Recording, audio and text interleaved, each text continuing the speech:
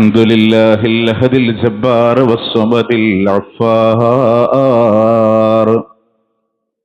وأشهد أن لا إله إلا الله الواحد القهار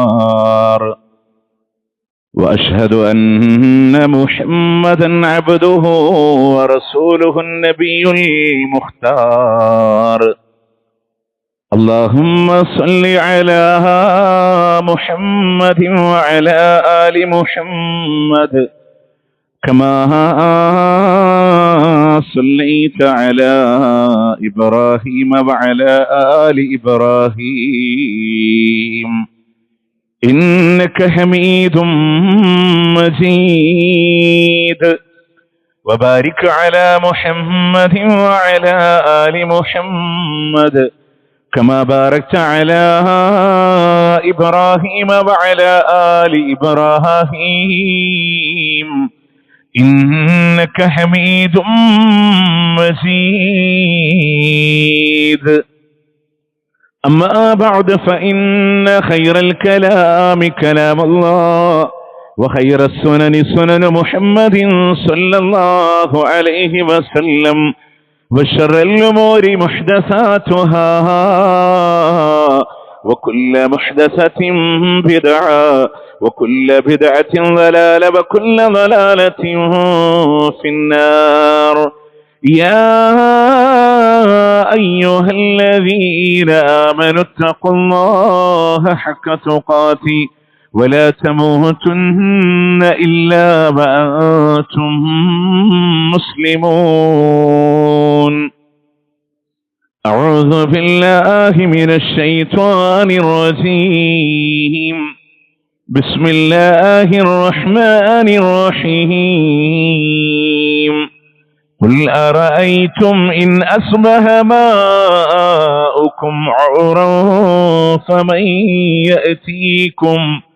فمن يأتيكم بماء معين. പ്രിയ സത്യവിശ്വാസികളെ, വിശ്വാസിനികളെ, അല്ലാഹു റബ്ബുൽ ഇസ്സത്തിന്റെ വിധിവിലക്കുകൾ ജീവിതത്തിന്റെ ഇതര മേഖലകളിൽ പാലിച്ചുകൊണ്ട് ജീവിതം മുന്നോട്ട് നയിക്കണമെന്ന് ആദ്യമായി എന്നോടെന്ന പോലെ നിങ്ങളോടും ഓർമ്മപ്പെടുത്തുകയാണ്, വസിയത്ത് ചെയ്യുകയാണ്. പ്രിയമുള്ളവരെ, കാലാവസ്ഥയിൽ നല്ലൊരു ചൂടുകൂടിയ സാഹചര്യത്തിലാണ് നമ്മളുള്ളത്. ഇനിയും ഒരുപക്ഷെ കുറച്ച് ദിവസങ്ങൾ, 1.5 മാസങ്ങളോളം നിലവിലെ കണക്ക് പ്രകാരം ചൂട് മുന്നോട്ട് കൂടി വരാനാണ് സാധ്യതകൾ എന്നുള്ളത്. ഇപ്പൊ പോലും നമുക്കത് താങ്ങാൻ പലപ്പോഴും കഴിയാത്തൊരു സാഹചര്യത്തിലേക്ക് നമ്മൾ എത്തിയിട്ടുണ്ട്. ഇത്തരം സന്ദർഭങ്ങളിൽ നമ്മൾ മനസ്സിലാക്കേണ്ട 1-2 പാഠങ്ങൾ മാത്രമാണ് ഈ ഖുത്ബയിൽ ഞങ്ങളുടെ ശ്രദ്ധയിൽപ്പെടുത്താനുള്ളത്.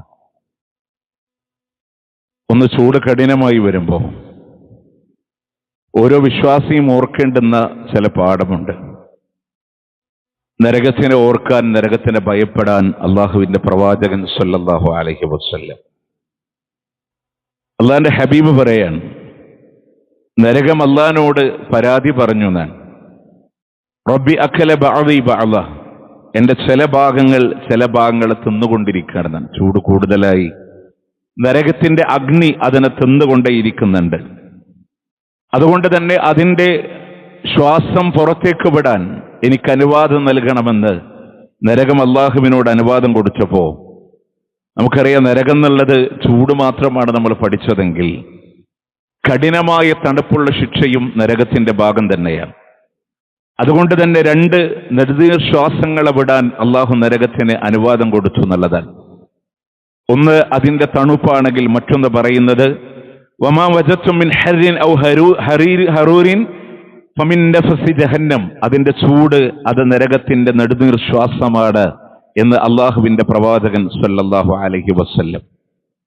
അതുകൊണ്ട് ഓർക്കേണ്ടത്, ചൂട് കഠിനമാകുമ്പോൾ ആ നരകത്തിന്റെ ചൂടിനെ നമ്മൾ ഓർക്കണം. ഇതുപോലെ നമുക്ക് താങ്ങാൻ കഴിയണില്ലെങ്കിൽ, ഒരു AC റൂമിന്റെ സൗകര്യം ഇല്ലെങ്കിൽ ഉറങ്ങാൻ നമ്മളെ കൊണ്ട് വലിയ പ്രയാസാണ്.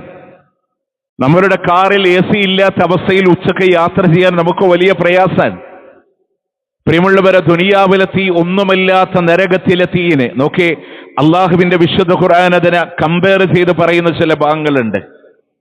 പ്രവാചകൻ പറഞ്ഞ ഹദീസിലെ നരകത്തിന്റെ തീക്കനൽ കാലിന്റെ താഴെ വെക്കുമ്പോ തലച്ചോറ് തിളച്ചു മറിയുന്നത് നരകത്തിലെ ചൂടാണെന്നാണ്.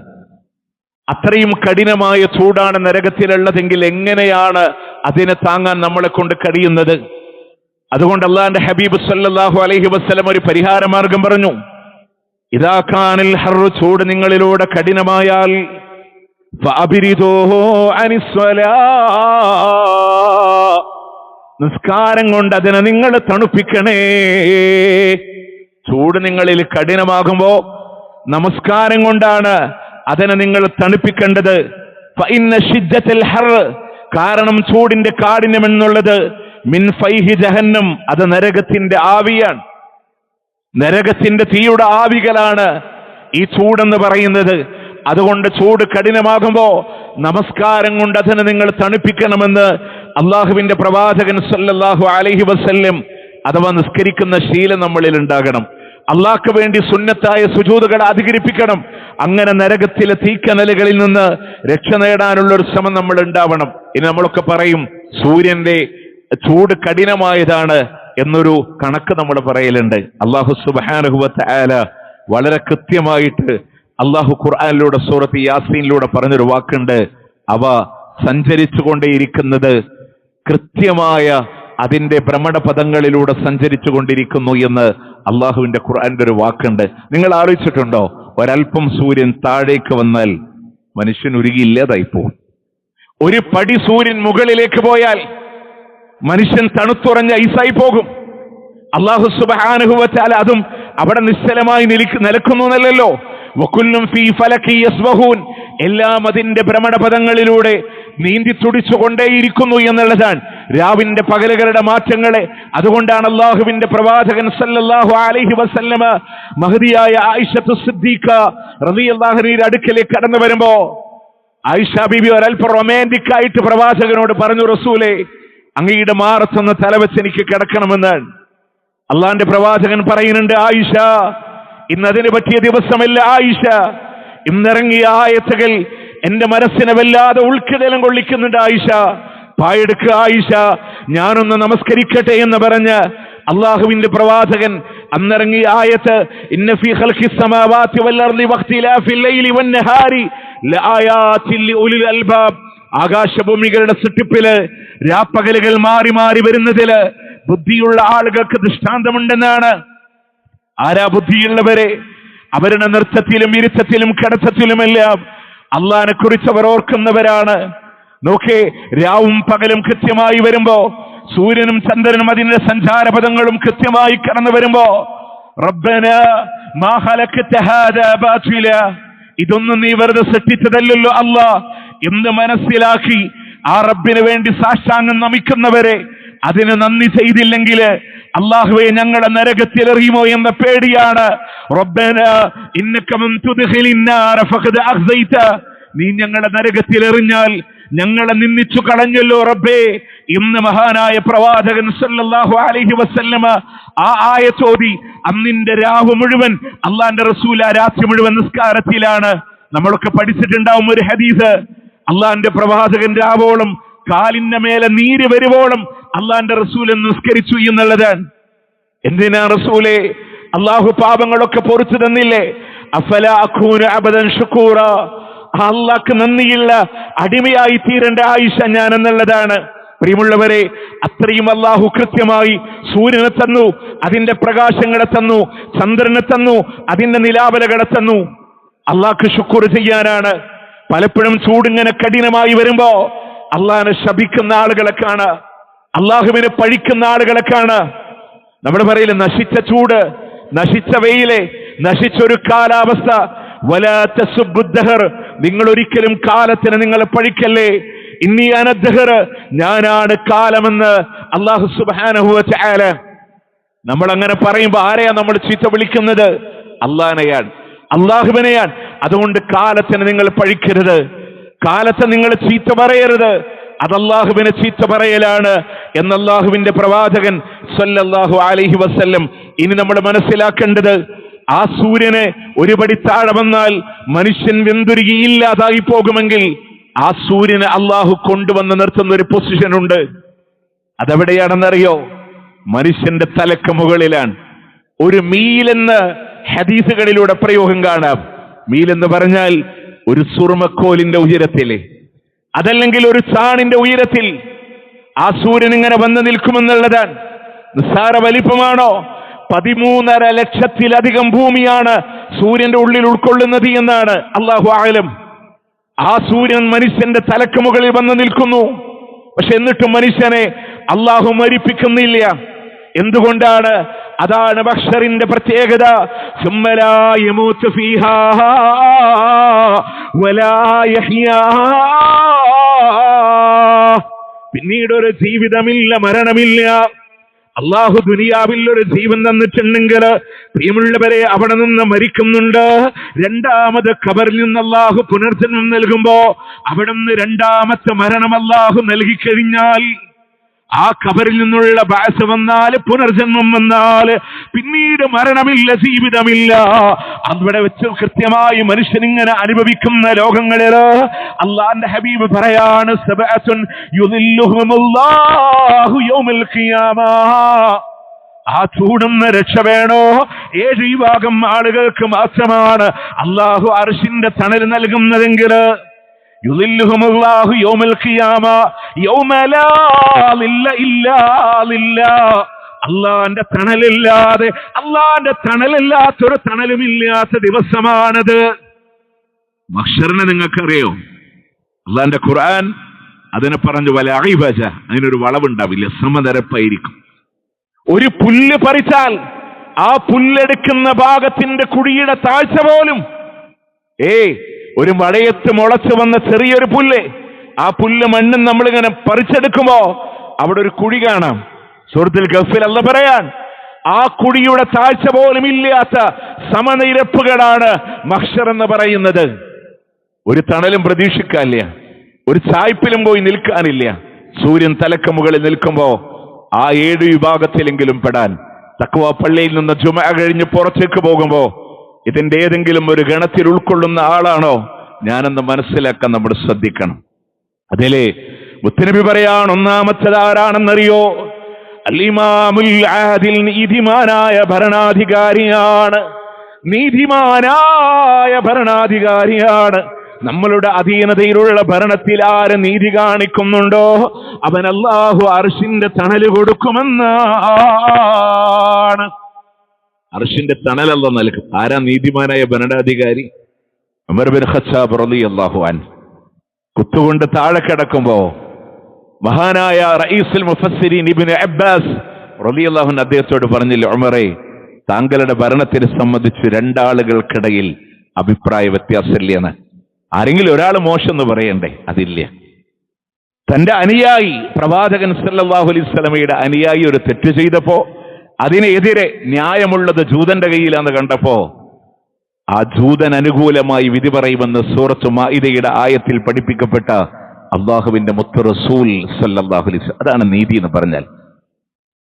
തന്റെ ആളുകൾ മോഷണം നടത്തിയാൽ, തെറ്റ് ചെയ്താൽ അവരെ ന്യായീകരിക്കുന്ന ഇസ്രയേലി സമുദായത്തിന്റെ നിലപാട് എന്റെ കയ്യിൽ ഉണ്ടാവില്ല.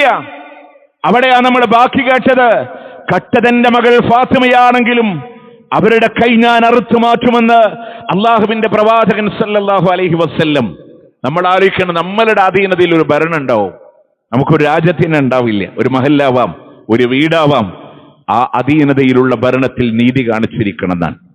സാന്ദർഭികമായിട്ടൊരു കാര്യം കൂടെ പറയാൻ, പല ആളുകളുടെയും സ്റ്റാറ്റസുകൾ നമ്മൾ കാണും. ഇപ്പോ ഇറാൻ പശ്ചിമേഷ്യ യുദ്ധം ഇങ്ങനെ കൊടുമ്പിരി കൊള്ളാൻ, ഖൊമൈനിയുടെ പടങ്ങളൊക്കെ വെച്ചിട്ടുള്ള സ്റ്റേറ്റസുകൾ ഇട്ടിട്ട് നമ്മൾ അതിലിങ്ങനെ അദ്ദേഹം വലിയ പരമോന്നത നേതാവായതുകൊണ്ട് ഏറ്റവും നല്ല നീതിമാനായ ഭരണാധികാരി എന്നുള്ള രൂപത്തിലൊക്കെ നമ്മൾ സ്റ്റാറ്റസുകൾ വെക്കും. ഞാനിവിടെ പറയുന്നത്, ആ യുദ്ധത്തിൽ ഇറാനിനെ ആക്രമിക്കപ്പെട്ടിട്ടുണ്ട്. ഇറാനോട് ചെയ്തത് അന്യായമാണ്. ഇറാനോട് ചെയ്തത് ഏറ്റവും മോശമായ പ്രവണതയാണ്. അതുകൊണ്ട് തന്നെ ന്യായമുള്ളതും സത്യമുള്ളതും ഇറാന്റെ ഭാഗത്താണ് എന്ന് വിശ്വസിക്കുന്നവർ തന്നെയാണ് എന്ന് വിചാരിച്ച് അവരുടെ അഖീദകളെ നമ്മൾ ഒരിക്കലും എന്ത് ചെയ്യരുത്, ഫോളോ ചെയ്യരുത്. ഇറാൻ എന്നുള്ളത് ഷിയ രാജ്യമാണ്. പലപ്പോഴും ആളുകൾ ഒരു മുസ്ലിം രാജ്യത്തിന് അറ്റാക്ക് ചെയ്തല്ലോ എന്ന് പറഞ്ഞ് നമ്മുടെ ഒക്കെ മൊബൈലിന്റെ സ്റ്റാറ്റസുകളിൽ അദ്ദേഹത്തിന് പലപ്പോഴും കാണലുണ്ട്. സലാം യാ മഹ്ദി എന്ന് പറഞ്ഞൊരു ഗാനം, അതുപോലും നമ്മളൊക്കെ എടുത്തിട്ട് എന്ത് ചെയ്യലുണ്ട്, പലപ്പോഴും വെക്കലുണ്ട്. 1.5 ലക്ഷം അഹ്ലുസുന്നയുടെ ആളുകളെ കൊന്നൊടുക്കിയിട്ടാണ് ആ ഭരണം. അവര് തന്നെ 10-12 അവാന്തര വിഭാഗങ്ങളുണ്ട്. അതിൽ പല ആളുകളുടെയും വിശ്വാസം മോശമാണ്. അതുകൊണ്ട് നമ്മുടെ അഖീദയെ ഒരിക്കലും ഫോളോ ചെയ്യരുത്. ന്യായം ഇറാന്റെ ഭാഗത്താണ്, തെറ്റ് ചെയ്തത് ഇറാനോടാണ്. അതുകൊണ്ട് നമ്മൾ അവർക്ക് വേണ്ടി പ്രാർത്ഥിക്കുന്നതിൽ നമുക്ക് തെറ്റില്ല. പക്ഷേ ആശയത്തിന് ഈ സലാം യാ മഹ്ദി എന്ന് പറയുന്ന സോങ്ങും ഇതൊക്കെ കൊണ്ട് നമ്മൾ അറിയാതെ പോവാൻ. അവര് പറയണ മഹദി ആരാന്നറിയും, നമ്മൾ വിശ്വസിക്കുന്ന മഹദി അല്ലാതെ. നമുക്ക് പലപ്പോഴും തെറ്റുപറ്റാണ്. അവർക്ക് ഉയർത്തപ്പെട്ട ഒരു ഇമാമുണ്ട്, ആ ഉയർത്തപ്പെട്ട ഇമാം വീണ്ടും തിരിച്ചു വരുമെന്നും അതാണ് ഇമാം മഹദി എന്നും അവർ വിശ്വസിക്കുന്നുണ്ട്. ഇനി ആ മഹദി ചെയ്യുന്ന പുണ്യകർമ്മങ്ങൾ എന്താണ്? അദ്ദേഹം മദീനയിൽ കടന്നു വരും. അള്ളാഹുവിന്റെ പ്രവാചകന്റെ ഖബറിന്റെ ഉള്ളിലേക്ക് അദ്ദേഹം ആ റൂമിലേക്ക് പ്രവേശിക്കും. അവിടുന്ന് അബൂബക്കർ റളിയല്ലാഹുവിന്റെ, ഉമർ ഇബ്നു ഖത്താബ് റളിയല്ലാഹുവിന്റെ ഖബറുകളെ മാന്തും. ആ ജനാസ പുറത്തെടുത്തതിന് ജീവൻ കൊടുക്കും. എന്നിട്ട് മരത്തിന് മേലെ ബന്ധിപ്പിക്കും. ആ മരത്തിൽ വെച്ച് പച്ചയായി വിചാരണ ചെയ്ത് മരത്തോടുകൂടെ അബൂബക്കർ റളിയല്ലാഹുവിനെ, ഉമർ ഇബ്നു ഖത്താബ് റളിയല്ലാഹുവിനെ കത്തിച്ചു കളയുമെന്ന് വിശ്വസിക്കുന്നവരാണ്. സലാം യാ മഹ്ദി എന്ന് പറയുന്ന ഈ ഗാനത്തിന്റെ അകമ്പടിയിൽ ഈ ഖുമൈനിയുടെ വിശ്വാസം വെച്ചിട്ട് നമ്മൾ പ്രചരിപ്പിക്കുന്ന ലീഡറിന്റെ ഫോട്ടോകൾ അതല്ല ഇമാമുൽ ആദിൽ എന്ന് പറഞ്ഞാൽ അല്ല. കാരണം അവർ വിശ്വസിക്കുന്നത് അവരുടെ കശ്ഫുൽ അസ്റാർ എന്ന് പറയുന്ന കിതാബില് കല്ലിനോടോ മരത്തിനോടോ തേടിയാൽ പോലും ശിർക്ക് വരൂല. അന്ന ശിർക ഹുവ തലബു ശൈഇൻ ഉയറല്ലാഹി ബിഇഅ്തിബാരി അന്നഹു റബ്ബുൻ. കല്ല് റബ്ബാണെന്ന് വിശ്വസിച്ചാലേ, മരം റബ്ബാണെന്ന് വിശ്വസിച്ചാലേ ശിർക്കുള്ളൂ. അതല്ലെങ്കിൽ തേടിയാലൊന്നും കല്ലേ രക്ഷിക്കണമേ, മരമേ രക്ഷിക്കണമേ എന്ന് തേടിയാൽ അതൊരു പ്രശ്നമല്ല എന്ന് വിശ്വസിക്കുന്ന ആളുകളാണ്. നിങ്ങൾ നോക്ക്, സ്വഹാബികളെ മോശമായി ചിത്രീകരിക്കുന്നവരാണ്.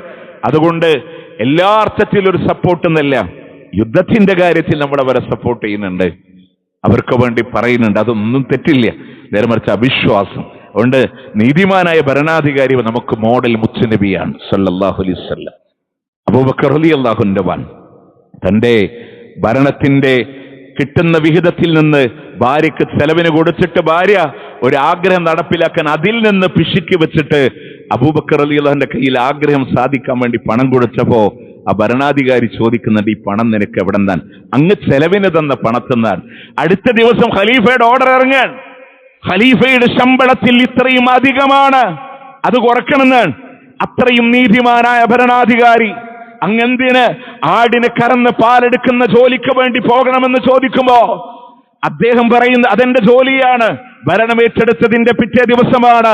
പ്രിയമുള്ളവരെ, ആ നീതി നടപ്പിലാക്കാൻ കുല്ലുക്കും റാഇ വകുല്ലു റാഇൻ മസ്ഊലുൻ അൻ റഅയതിഹി, നമുക്കൊക്കെ അധികാരമുണ്ടെങ്കിൽ ഓരോരുത്തരുടെ ഉത്തരവാദിത്വവും അള്ളാഹു ചോദിക്കുമെന്ന് ആ നിലപാടിലൂടെ, നിങ്ങൾക്കറിയോ എന്റെ മകൻ അടുത്ത ആളാകണം, ഒരു ഇലക്ഷന്റെ ചൂടിലാ നാടുള്ളത്, സ്ഥാനാർത്ഥിയാകാത്തതിന്റെ പേരിൽ ആളുകളൊക്കെ ഇങ്ങനെ കൂറുമാറി ആശയങ്ങളും ആദർശങ്ങളും നയങ്ങളും ഒക്കെ കൈവിടുന്ന ഒരുപാട് ആളുകളെ നമുക്ക് ആദർശത്തിന്റെ വീരവാദം മുഴക്കിയിരുന്ന പലരും മാറുന്നത് കാണുന്ന ഒരു പശ്ചാത്തലത്തിൽ നിങ്ങൾ പഠിക്കണം.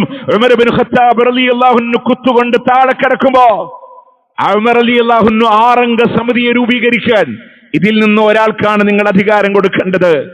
പക്ഷേ എന്റെ മകൻ അബ്ദുല്ലാഹി ഇബ്നു ഉമറിന് നിങ്ങൾ അധികാരം കൊടുക്കല്ലേ. കാരണം അല്ലാഹുവിന്റെ പക്കൽ ഉമറിന്റെ കുടുംബത്തിൽ നിന്ന് ഒരാൾ മാത്രം കണക്ക് ബോധിപ്പിച്ചാൽ മതി എന്ന് പറഞ്ഞ് ഉമർ ഇബ്നു ഖത്താബ് റളിയല്ലാഹു അൻഹു. അതുകൊണ്ട് പ്രിയമുള്ളവരെ, നീതിമാനായി ഭരണമാരുണ്ടോ അവർക്ക് അല്ലാഹു അർശിന്റെ തല നൽകും. രണ്ടാമതായി പറയാണ്, വശാബുൻ നശഅ ഫി ഇബാദത്തില്ലാഹ്, അല്ലാഹുവിന് വേണ്ടി ആരാധന ചെയ്ത് വളർന്നു വരുന്ന യുവാക്കളാണ്. യുവത്വമാർഗം അല്ലാഹുവിന്റെ മാർഗത്തിലൂടെ ചെലവഴിക്കാറുണ്ടോ? കഴിയുന്നുണ്ടോ നമുക്ക്? നമ്മൾ പലപ്പോഴും യുവാക്കൾ ആരാധനന് പുറകിലായിരിക്കും. വയസ്സായ പ്രായമുള്ള ആളുകൾക്ക് താല്പര്യം ഉണ്ടാവാം. എന്താണെന്നറിയോ, മനസ്സ് മോഹിക്കുന്ന ആളുകൾ വരും. യുവാക്കൾക്ക് മനസ്സ് താല്പര്യം ഉണ്ടാവില്ല. അവർക്ക് കഴിയാഞ്ഞിട്ടൊന്നല്ല, അല്ലേ? ബോഡി ബിൽഡിങ്ങിന് പോവാൻ, ജിംനേഷ്യന് പോവാൻ അതിന്റെ 1000-1 ബുദ്ധിമുട്ടില്ലല്ലോ 2 റക്അത്ത് സുബഹിക്ക്. പക്ഷേ മനസ്സിനിൻഹിയ ലകബീറത്തുൻ ഇല്ലാ അലൽ ഖാശഈൻ. ഒരു ഖുശൂ വരാത്തതുകൊണ്ട് അവർക്കത് ഭാരാൻ. എന്നാൽ അതിനപ്പുറം എല്ലാവരും ചെയ്യും. പക്ഷെ മനസ്സ് വഴങ്ങുന്ന ഒരു കാലുണ്ട്. അള്ളാഹുവിന്റെ ഹബീബ് പറഞ്ഞത് 5 കാര്യം വരുന്നതിന് മുമ്പ് 5 കാര്യത്തെ ഗൗരവത്തോടുകൂടെ കണ്ടോ.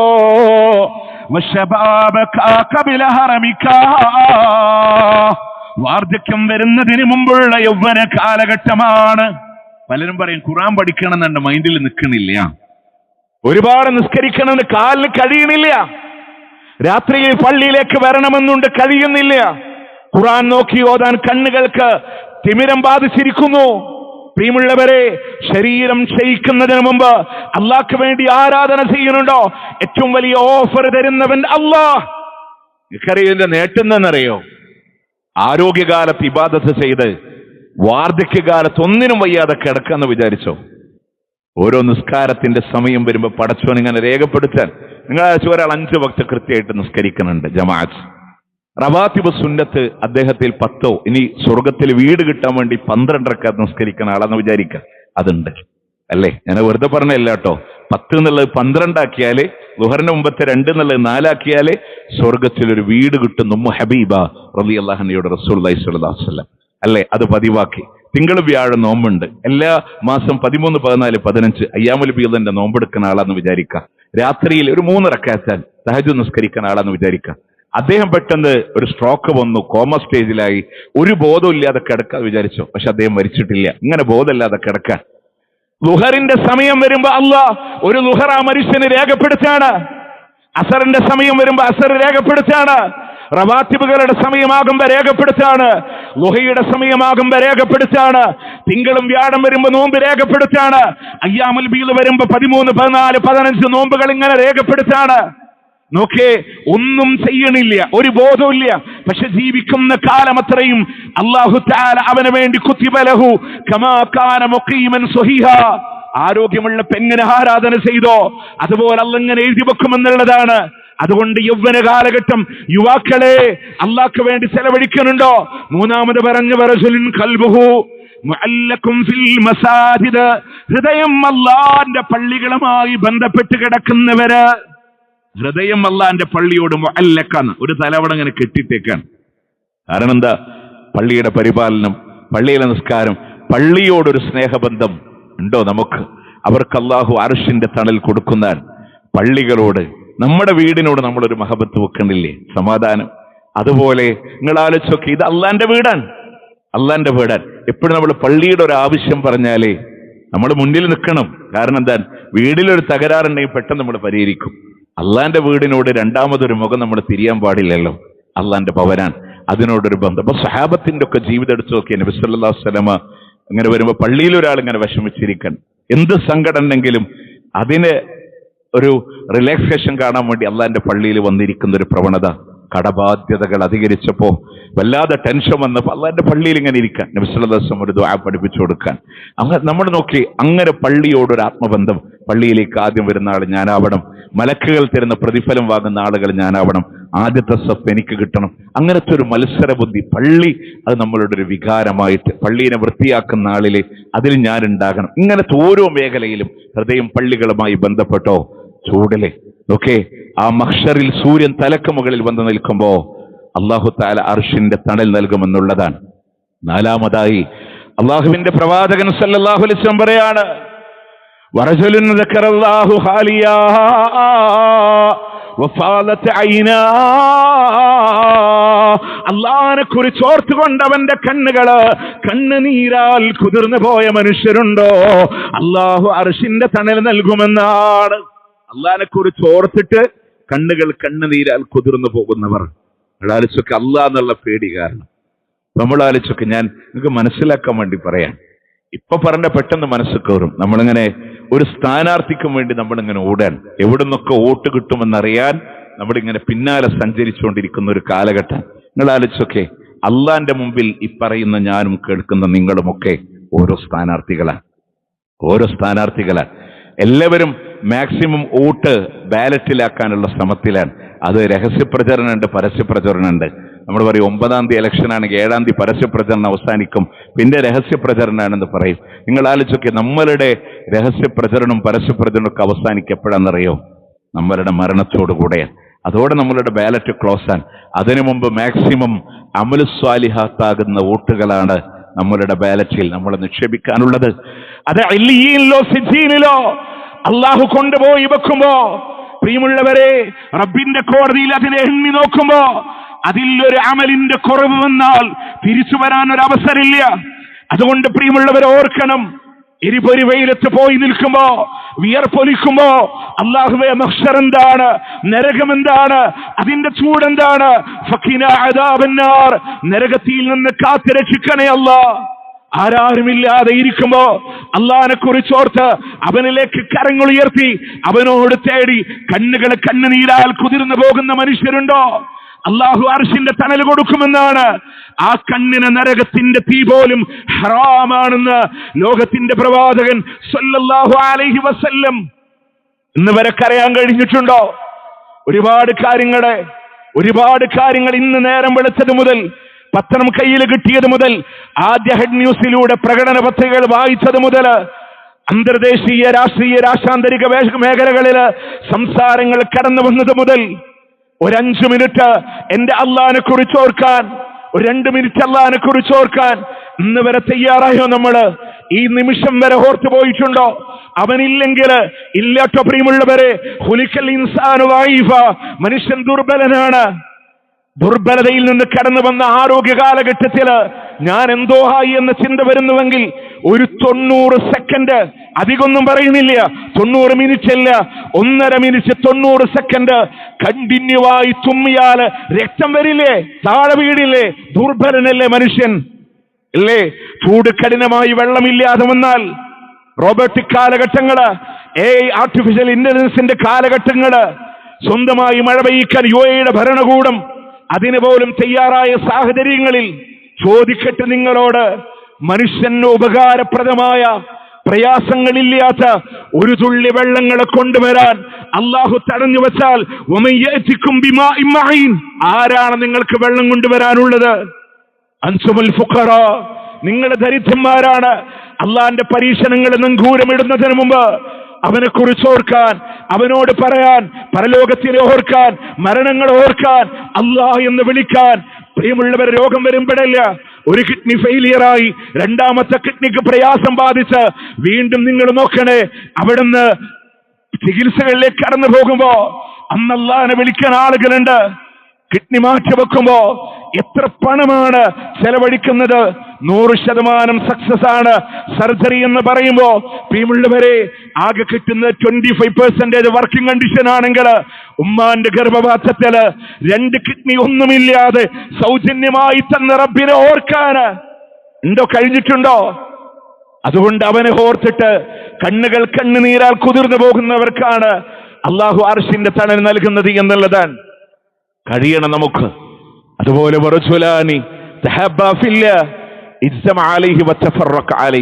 അള്ളാന്റെ മാർഗത്തിൽ പരസ്പരം ഇഷ്ടം വെക്കുന്ന 2 ആളുകൾ, അവർ അകന്നിട്ടുണ്ടെങ്കിൽ അത് അള്ളാന്റെ മാർഗത്തിലാണ്. അങ്ങനത്തെ ഒരു സ്നേഹബന്ധം, ഇഷ്ടം അള്ളാന്റെ മാർഗത്തിൽ ഏതെങ്കിലും രൂപത്തിലൂടെയുള്ളൊരു വിള്ളൽ അള്ളാഹ്ക്ക് വേണ്ടിയിട്ടല്ലാതെ മറ്റൊരാളോട്. നമ്മളൊക്കെ സാധാരണ എന്തിനാ പിണങ്ങല്? എന്നെ മിണ്ടിയില്ല, എന്നെ നോക്കിയില്ല, എന്നെ ക്ഷണിച്ചില്ല, ആദ്യം എന്നോട് ചർച്ച ചെയ്തില്ല, പറയാത്തും ക്ഷണിക്കാതെ ആദ്യത്തെ വിളി എന്നോട് വന്നില്ല. ലജ്ജിക്കണ്ടേ നമ്മള്? തൊട്ടപ്പുറത്തൊരു മതിൽക്കെട്ട് പോലുമില്ലാതെ ജ്യേഷ്ഠനോ അനിയനോ താമസിക്കുമ്പോ വീട്ടിൽ നിന്ന് ഇങ്ങനെ ഇറങ്ങുമ്പോ രക്തം ഛർദിക്കുന്നത് കണ്ടാലും തിരിഞ്ഞു നടക്കുന്ന ആളുകളുണ്ട്. എന്തിനാ? മകളുടെ വിവാഹം വന്നപ്പോ ആദ്യം എന്നോട് സംസാരിച്ചില്ല. അവസാനം നിങ്ങൾക്കറിയോ, മരണവാർത്ത വിളിച്ചു പറയുമ്പോ ജ്യേഷ്ഠന്റെ മയ്യത്തിന്റെ അടുക്കലേക്ക് തിരിച്ചു വന്ന് ആ കഫം പുടവ മാറ്റി നോക്കാൻ ലജ്ജയില്ല മുസ്ലിമേ. ജീവിച്ചിരിക്കുന്ന കാലഘട്ടങ്ങളിലൂടെ പുഞ്ചിരിയോടെ നോക്കാൻ കഴിയില്ലെങ്കിൽ നിന്റെ അമലുകൾ എന്തിനാ? നിസ്കാരം എന്തിനാ? തറാവീഹ് എന്തിനാ? റമദാൻ എന്തിനാൻ? ആരാധനകൾ തലക്ക് മുകളിൽ ഉയരില്ല. ഇല്ല, അള്ളാഹ്ക്ക് വേണ്ട നിന്റെ ആരാധനകൾ എന്നുള്ളതാണ്. പിണക്കങ്ങളും അള്ളാഹ്ക്ക് വേണ്ടിയിട്ട്. ഞാൻ ഒരാളെ ഇഷ്ടപ്പെടുന്നുവെങ്കിൽ അള്ളാഹ്ക്ക് വേണ്ടി. ഞാൻ ഒരാളോട് പ്രയാസങ്ങൾ വന്നിട്ടുണ്ടെങ്കിൽ നോക്കി, അദ്ദേഹം അള്ളാന്റെ വിഷയത്തിൽ അയാളോട് ഏതുപോലെ ഏറ്റവും വലിയ സ്നേഹബന്ധമുള്ളത് ഉമ്മാനോട്, വാപ്പാനോടാണ്. ആ ഉമ്മ ശിർക്ക് ചെയ്യാൻ പറഞ്ഞു, അള്ളാഹ്ക്ക് വേണ്ടി നമ്മൾ അതിലനുസരിക്കൂല. എന്ന ഭൗതികമായ കാര്യോ വസാഹിബഹുമാ ഫിദ്ദുനിയ മഅറൂഫ, ഭൗതികമായിട്ട് എന്തൊക്കെ നന്മ ചെയ്തു കൊടുക്കാൻ പറ്റുമോ അത് മുഴുവനും അവർക്ക് വേണ്ടി ചെയ്തു കൊടുക്കുന്ന ആളുകളായിട്ട് മാറാം. അങ്ങനെ അള്ളാഹുവിന്റെ മാർഗത്തിൽ ഇഷ്ടപ്പെട്ട് അകലേണ്ടി വരുന്ന മേഖലകളുണ്ടെങ്കിൽ അത് അള്ളാന്റെ വിഷയത്തിൽ മാത്രം, ആ വിഷയത്തിലെ അകലത്തെ വാശി. അങ്ങനെ അള്ളാഹ്ക്ക് വേണ്ടി പരസ്പരം സ്നേഹിക്കുന്ന ആളുകൾ അള്ളാഹു സുബ്ഹാനഹു വ തആല അർശിന്റെ തണൽ കൊടുക്കുമെന്നുള്ളതാണ്. പ്രിയമുള്ളവരെ, കത്തിയാളുന്ന നരകത്തിന്റെ ചൂടും മഹ്ശറിന്റെ ചൂടും കഠിനമാണെങ്കിൽ അതിന്റെ വെറും ഒരു ശ്വാസത്തിന്റെ അംശമേ നമ്മൾ ഇന്ന് അനുഭവിക്കുന്നുള്ളൂ എന്നുണ്ടെങ്കിൽ അത് അത്രമേൽ കഠിനമാണെങ്കിൽ ഓസോൺ ലെയറുകളുടെ സംവിധാനം ഖുർആനിലെ 2-ാം അധ്യായം 22-ാമത്തെ ആയത്തിലെ ആ സംവിധാനങ്ങൾ മനുഷ്യന്റെ പ്രൊട്ടക്ഷൻ അല്ലാഹു തആല തന്ന 31-ാം അധ്യായത്തിന്റെ 10-ാമത്തെ ആയത്തിലെ അതില്ലായിരുന്നുവെങ്കിൽ മനുഷ്യൻ അതോടെ തീർന്നു പോകുമായിരുന്ന അൾട്രാവയലറ്റ് രശ്മികളുടെ നേരിട്ടുള്ള പതനങ്ങൾ മനുഷ്യന് നാശമുണ്ടാക്കുമായിരുന്നെങ്കിൽ അതൊക്കെ തീർത്തുന്ന അള്ളാഹുവിനോട് ഇതൊക്കെ നൽകാൻ മനുഷ്യൻ ജീവിക്കുന്നതിന്റെ 20-25 കിലോമീറ്ററുകൾക്ക് മുകളിൽ ഈ ഒരു സംവിധാനത്തെ പടച്ചു വെക്കാൻ കഴിവുള്ള റബ്ബ് ആ സൂര്യനെ തലക്ക് മുകളിൽ നിർത്തുമ്പോ അവന്റെ അർഷ് അതിമനോഹരമായ വിശാലമായ മരുഭൂമിയുടെ നടുത്തളത്തിൽ ഒരു മോതിരം വെച്ചാൽ ആ മോതിരമാണ് ആകാശഭൂമികളുടെ സ്ഥാനം. ബാക്കി വിശാലമായ മരുഭൂമി അതാണ് അള്ളാഹുവിന്റെ അർഷെങ്കിൽ അത്ര താരതമ്യമുണ്ടെങ്കിൽ അർഷിന്റെ തണൽ നൽകാൻ ഖദീറാണ് അള്ളാഹ്. അത് കിട്ടാൻ ഈ വിഭാഗത്തിൽ പെടാനുള്ള ശ്രമം നമ്മൾ നടത്തുക. അള്ളാഹു സുബ്ഹാനഹു വ തആല അനുഗ്രഹിക്കുമാറാവട്ടെ. അഖൂലു ഖൗലി ഹാദാ വഅസ്തഗ്ഫിറുല്ലാഹ ലി വലക്കും ഇന്നഹു ഹുവൽ ഗഫൂറുർ റഹീം.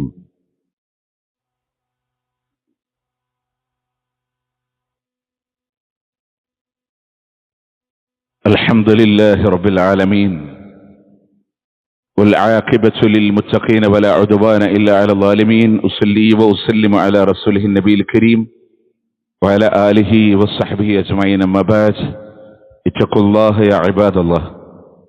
അള്ളാഹുവിനെ സൂക്ഷിച്ചുകൊണ്ട് ജീവിക്കണമെന്ന് ഒരിക്കൽ കൂടി ഓർമ്മപ്പെടുത്തുകയാണ്, വസിയത്ത് ചെയ്യുകയാണ്. പ്രിയമുള്ളവരെ, നാം ചർച്ച ചെയ്തു വന്ന വിഷയം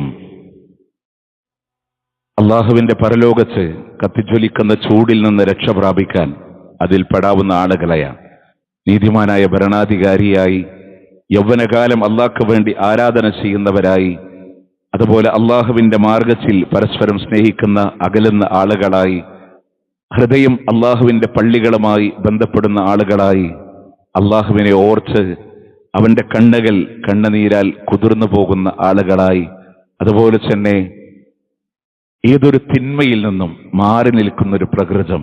അള്ളാന്റെ പ്രവാചകൻ സല്ലല്ലാഹു അലൈഹി വസല്ലം പറഞ്ഞില്ലേ, വറജുലുൻ തലബതുഹു ഇംറഅത്തുൻ ദാത മൻസിബിൻ വജമാൽ, നല്ല അഴകും സൗന്ദര്യവുമുള്ള ഒരു സ്ത്രീ അവനെ വ്യഭിചാരത്തിന് വേണ്ടി ക്ഷണിക്കുമ്പോ എല്ലാ സാഹചര്യങ്ങളും അനുകൂലമായി വരുമ്പോഴും ഫഖാല ഇന്നി അഖാഫുല്ലാഹ്, ഞാൻ അല്ലാഹനെ പേടിക്കുന്നു എന്ന് പറഞ്ഞ് ഒഴിഞ്ഞു മാറി നിൽക്കുന്ന ആളുകളുണ്ടോ അവർക്ക് അല്ലാഹു അർശിന്റെ തണൽ കൊടുക്കുന്നതാണ്. എങ്ങനെ? എല്ലാ സാഹചര്യങ്ങളും മനുഷ്യൻ എപ്പോഴാ തെറ്റ് ചെയ്യാ?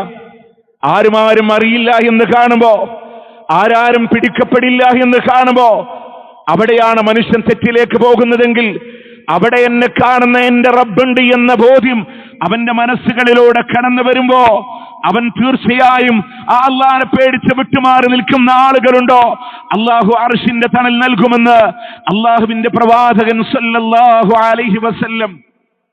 നമ്മൾ ആലോചിക്കണം, എല്ലാ സാഹചര്യങ്ങളും ഒരുപക്ഷെ ആധുനിക കാലഘട്ടം തിന്മകളുടെ സാഹചര്യങ്ങൾ കൂടുതലാണ്. അതുകൊണ്ടാണ് ഉലമാക്കൾ ആധുനിക കാലഘട്ടത്തിലെ ഫോണിങ്ങുമായി ബന്ധപ്പെട്ട് ഒരു ചാറ്റിംഗ് റൂമിൽ ആണും പെണ്ണും ഒറ്റക്കാവുന്നതിനെ നിങ്ങൾക്ക് നിഷിദ്ധമെന്ന് പറയാനുള്ള കാരണം.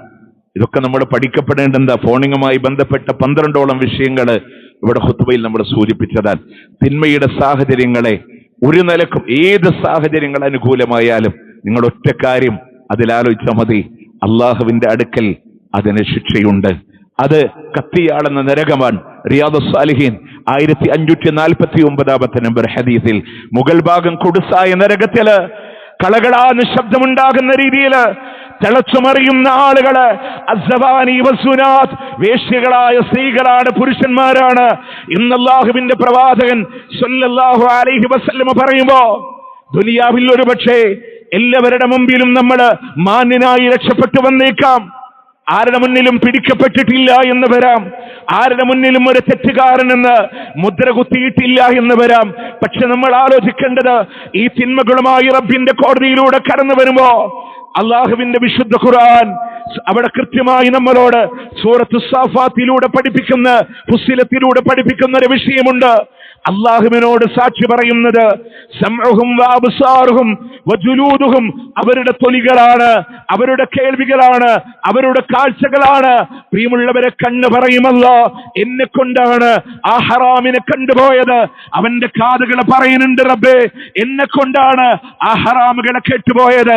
ആരാരും അറിയാതെ നോക്കണേ, ജീവിതത്തിലൂടെ ഒരു നിക്കാഹിന്റെ ബന്ധങ്ങളിലൂടെ നിന്റെ പാതിയാണെന്ന് അള്ളാന്റെ ഖുർആൻ പഠിപ്പിച്ച പ്രിയപ്പെട്ടവളെ, പ്രിയപ്പെട്ടവനോട് വഞ്ചന കാണിച്ചവരുണ്ടെങ്കിൽ, ചതി കാണിച്ചവരുണ്ടെങ്കിൽ, ഒരുപക്ഷേ നമ്മളുടെ യുക്തി കൊണ്ട്, ബുദ്ധി കൊണ്ട് ആളുകളുടെ മുന്നിൽ മറയിച്ചിട്ടുണ്ടെങ്കിൽ, കാതുകളിലൂടെ ശൃംഗരിച്ചു വന്ന ഹറാമായ ശബ്ദങ്ങളോട് കാത് പറയുമല്ലോ, എന്നെ കൊണ്ടാണ് അവൻ കേട്ടുപോയത്. അവൻ കണ്ടുപോയ ഹറാമുകളോട് കണ്ണ് പറയുന്നുണ്ട്, റബ്ബേ എന്നെ കൊണ്ടാണ് കണ്ടുപോയതല്ലോ. അതിനേക്കാളും മാരകമായത് അവന്റെ തൊലികള് അള്ളാനോട് സാക്ഷി പറയുന്നുണ്ട്, റബ്ബേ എന്നെ കൊണ്ടാണ് തൊട്ടുപോയതല്ലോ, എന്നെ കൊണ്ടാണ് തൊട്ടുപോയതല്ലോ. ഒരു അന്യ സ്ത്രീ, അന്യ പുരുഷനെ തെറ്റായ രീതിയിലൂടെ തൊടുന്നതിനേക്കാളും നല്ലത് മൂർധാവിലൂടെ ആണി അടിച്ചിറക്കലാണെന്ന് ഇമാം തിർമിദി ഉദ്ധരിക്കുന്ന ഹദീസുകളിലൂടെ കാണാൻ സാധിക്കും. പ്രിയമുള്ളവരെ, അവസാനം ഈ മനുഷ്യനെ നരകത്തിലേക്ക് വലിച്ചെറിയുമ്പോ നിസ്സാരമല്ലാട്ടോ, ആ തൊലികൾ ഇങ്ങനെ വെന്തുരുകയാണ്.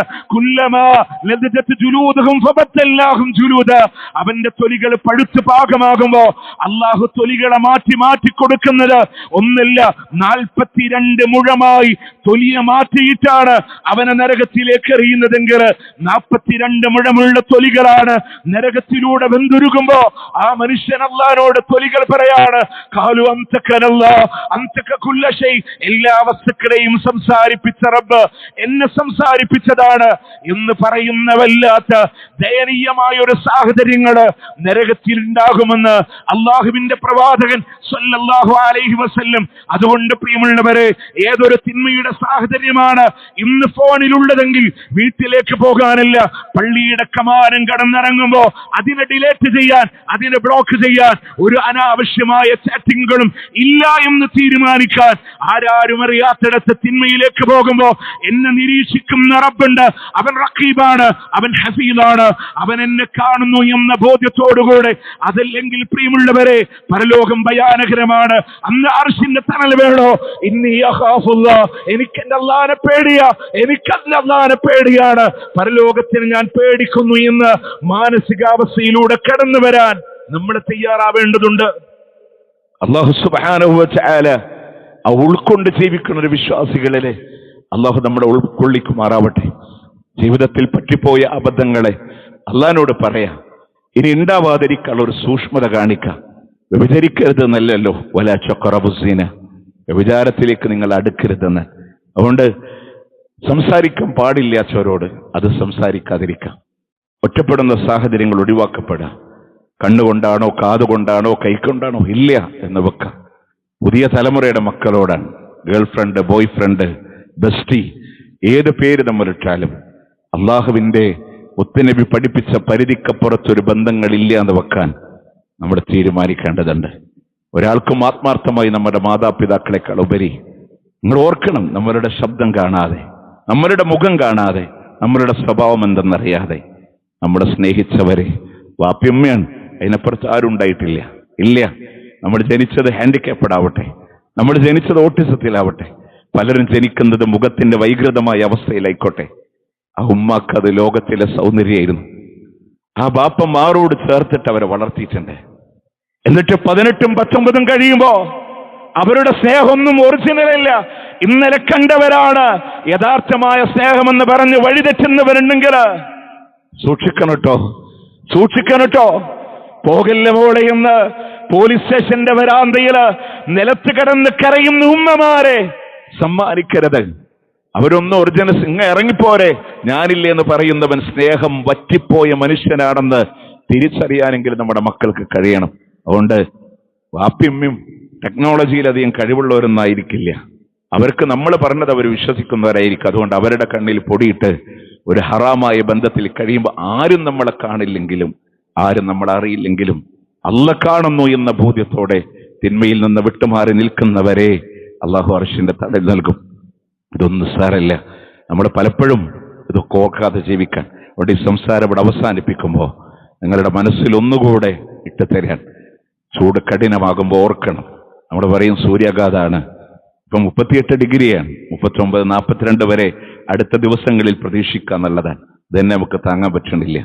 ഇല്ല, അതിന് മേലെ ചൂട് കൂടിയാൽ സൂര്യാഘാതങ്ങൾ വരാം, നിശ്ചയ സമയത്തിനപ്പുറത്ത് താങ്ങാൻ കഴിയാതെ വരാം. നമ്മൾ ആലോചിക്കേണ്ടത് ഒന്നുമല്ല. ആ സൂര്യൻ നേരെ തലക്ക് മുകളിൽ വന്ന് നിൽക്കുന്ന ഒരു ലോകമുണ്ട്. ഇത് നരകത്തിന്റെ ആവിയാണ്. അതിന്റെ അവസ്ഥകൾ എന്താ? അതുകൊണ്ട് മുത്ത് റസൂൽ പറഞ്ഞ വാക്ക് നിസ്കാരം കൊണ്ട് നിങ്ങൾ അതിനൊന്ന് തണുപ്പിക്കുക. അള്ളാഹ്ക്ക് വേണ്ടി വഴിപ്പെട്ട് ഒരിക്കലും നരകത്ത് പോവാതിരിക്കാനുള്ള വഴികളെ അള്ളാഹു സുബ്ഹാനഹു വ തആല അർശിന്റെ തണൽ നൽകുന്ന, ഞാൻ ഒരൊറ്റ ഹദീസ് മാത്രമേ പറഞ്ഞിട്ടുള്ളൂ. ഒറ്റപ്പെട്ട ഉപോത്ബലകമായി അതിനോടനുബന്ധമായ ഹദീസുകളെ വേറെയും കാണാൻ പറ്റും. പഠിക്കാനും പഠനവിധേയമാക്കുവാനും ഒരു നിലക്കും അതിൽ ഞാൻ ഭാഗവാക്കാവില്ല എന്ന ചിന്താഗതിയോടെ മുന്നോട്ട് പോവാൻ പ്രത്യേകിച്ച് നിങ്ങളോട് പറയാൻ, ഇലക്ഷന്റെ കാലൊക്കെയാണ്. പല രൂപത്തിലുള്ള ഓട്ടുപിടുത്തങ്ങളും അതിന്റെ ചാടിക്കളിക്കലും ഒക്കെ ഇനി ജയിച്ചില്ലെങ്കിലോ എന്നുള്ള ഭയം കൊണ്ട് തന്നെ നേരത്തെ തന്നെ ഒക്കെ ആഘോഷങ്ങളൊക്കെ നമ്മൾ നടത്തുന്ന ആളുകളെ നമുക്ക് കാണാൻ പറ്റും. നമ്മൾ മനസ്സിലാക്കേണ്ട, ഇത് ദീനല്ലേ, അത് പൊളിറ്റിക്സ് അല്ലേ? അള്ളാന്റെ മുമ്പിലെ ഷാഫി എന്ന വ്യക്തിയാണ് വിചാരണ ചെയ്യുക. നീ അത് മുസ്ലിമായിട്ട് ചെയ്തതാണോ രാഷ്ട്രീയക്കാരനായിട്ട് ചെയ്തതാണോ എന്നുള്ളത് ചോദിക്കില്ല. അതുകൊണ്ട് അള്ളാഹ്ക്ക് നിരക്കാത്ത ഒരു പ്രവർത്തനവും ഒരു മേഖലയിലും ഉണ്ടാവരുത്. സൂക്ഷ്മതയോടെ പരലോകത്തിനെ ഭയപ്പെട്ട് നമ്മളുടെ വ്യക്തി ജീവിതങ്ങളെ ശ്രദ്ധിക്കണമേ എന്ന് കൂടെ ഓർമ്മപ്പെടുത്തുകയാണ്. അള്ളാഹു സുബ്ഹാനഹു വ തആല അനുഗ്രഹിക്കുമാറാവട്ടെ. കഴിഞ്ഞ വെള്ളിയാഴ്ചയിൽ നമ്മൾ സൂചിപ്പിച്ചതുപോലെ ഇന്ന് പള്ളി കഴിഞ്ഞിറങ്ങുമ്പോൾ വേലിക്കാട് പള്ളിക്ക് വേണ്ടിയുള്ള സ്ഥലത്തിന് വേണ്ടിയിട്ടുള്ള സാമ്പത്തികമായ സഹായമാണ്. കഴിഞ്ഞ വെള്ളിയാഴ്ച അവരിവിടെ വന്നു. ഈ വെള്ളിയാഴ്ചയും അവർ നിങ്ങളെ തേടി വന്നിട്ടുണ്ട്.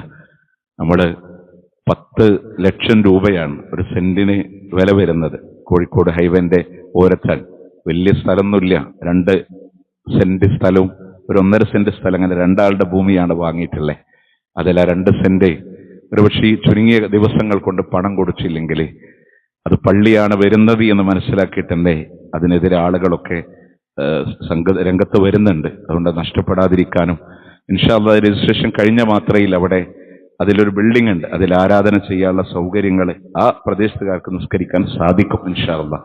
അതുകൊണ്ട് നിങ്ങളെ കൊണ്ട് കഴിയുന്ന രീതിയിൽ ഇൻഷാ അല്ലാഹ് സാമ്പത്തികമായിട്ട് അവരോട് സഹകരിക്കണം. അല്ലാഹു സുബ്ഹാനഹു വ തആല അനുഗ്രഹിക്കുമാറാവട്ടെ.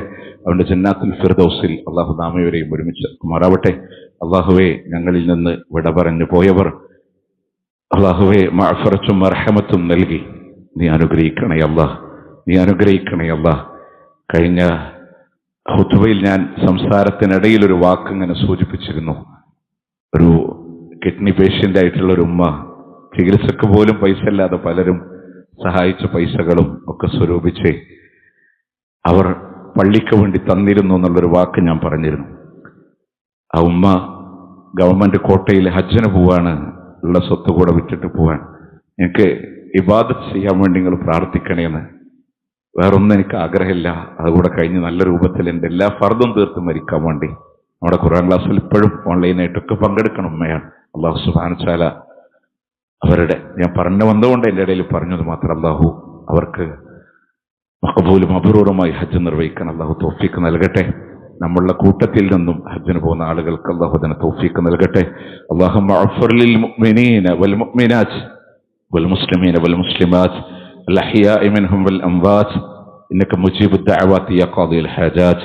اللهم أعز الإسلام والمسلمين وأذل الشرك والمشركين. اللهم انصر إخواننا المسلمين المضاعفين المجاهدين في فلسطين وفي رفح وفي عزة وفي UAE وفي قطر وفي عمان وفي السعودية وفي عمان. اللهم كن لهم نصيرا ولا تكن عليهم. اللهم ارحم موتاهم واشف مرضاهم وتقبل شهداءهم. اللهم افتح المسجد الأقصى. اللهم لا تسلط علينا من لا يرحمنا.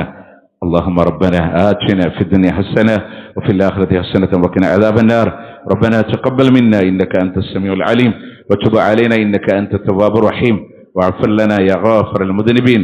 وصلى الله على نبينا محمد وعلى آله وصحبه أجمعين.